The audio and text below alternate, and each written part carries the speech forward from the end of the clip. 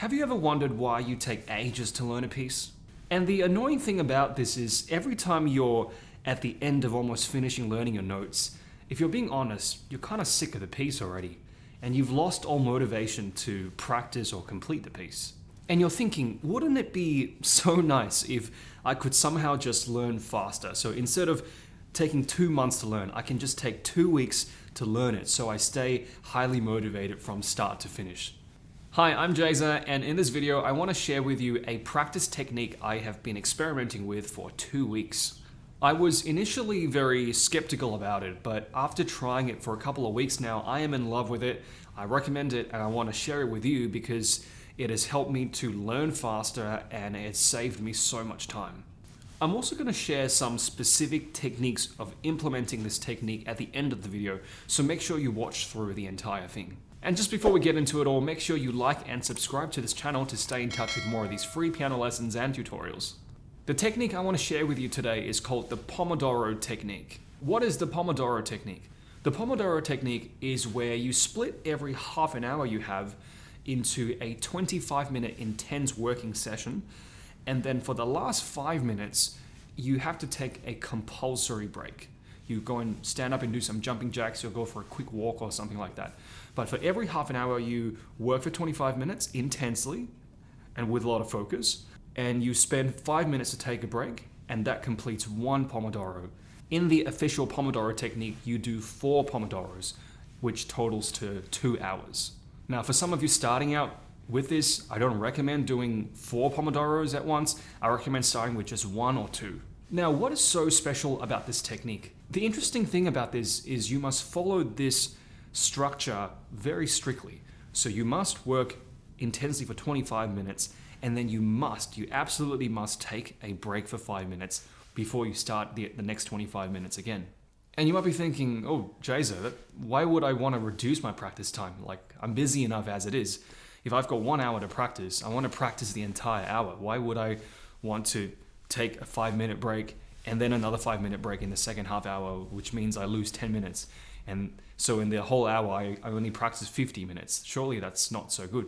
And that's a very good question. Let's talk about why it's so effective to work for 25 and then rest 5, work for 25 and rest 5. My experience of implementing this technique into my practice, I would put it on a timer next to my piano, and to see that timer count down, it gave me a huge sense of urgency.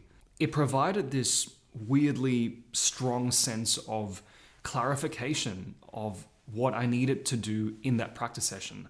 I was forced to filter out the essentials versus the non-essentials, and therefore I became smarter in my approach.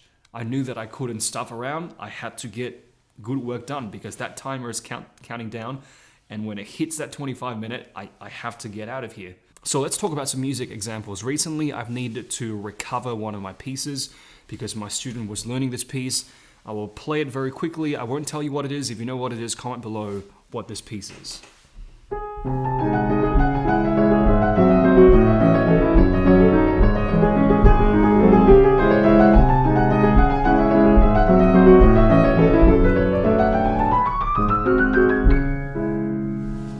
I learned this piece a long time ago, and I essentially had to learn it from scratch again this time. And when I first played it, I was playing,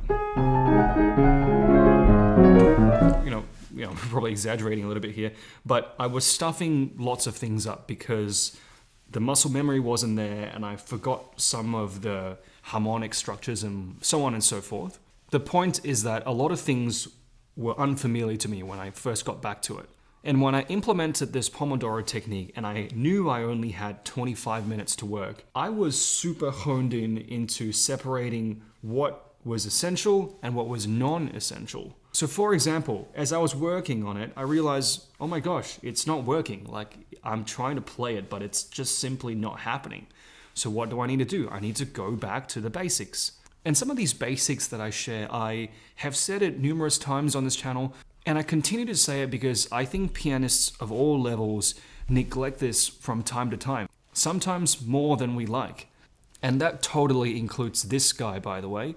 Sometimes I will be practicing for, let's say, half an hour, and by the end of that half an hour, I sort of, wake up and go, like, what have I even been doing? Like, I've been mindlessly playing it and nothing's improving. And I go, oh, that was a waste of time. If I could rewind that half an hour, I'd probably do things differently. So let me share with you what are some of these things. As I was playing this, and it was like not working, it wasn't fluent, I don't know the parts well, we need to hone down into the essentials. So for example, I knew that I had to practice hands separately first. For example,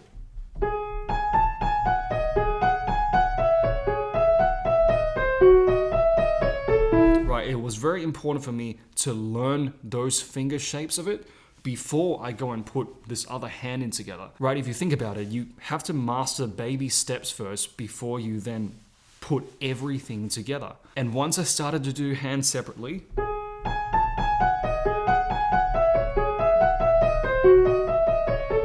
it felt so much easier then to later put together towards the end of that 25 minutes, of course.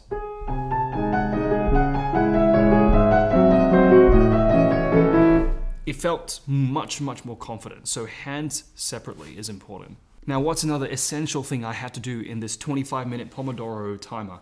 I had to practice it slowly. When I tried to, just go with it and practice it fast, it wasn't happening, right? And so from experience, I know that if I just kept trying to push it quickly like this for another 15 minutes, I'm not gonna get anywhere. Right, the hands, they don't know what to do, and you need to teach it again. Back to this idea of baby steps. You want to go to the baby steps, so very slowly.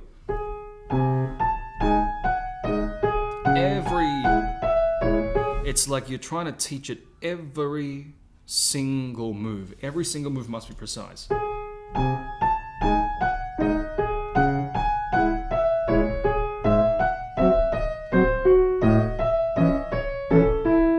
So on and so forth. So in that 25 minutes, I spent about 10 minutes doing hands separately, making sure I know every single note, every single movement, every single connection point very well. And then the next 10 minutes, I spent it on slow practice. That means putting it together very slowly. Okay, understanding again all the connection points, understanding where all the notes were. And then in the last 5 minutes, then I tried to maybe perform it, right? I try to actually play it like I would to someone else. And that means I include pedal, I try to play expressively and all those things. Now again, I just want to go back to the point of why this is so effective. When I have that 25-minute countdown timer, I am forced to really think about what is important and what isn't important. And it's almost like because there was this sense of urgency, I had no choice but to do what I needed to do to improve.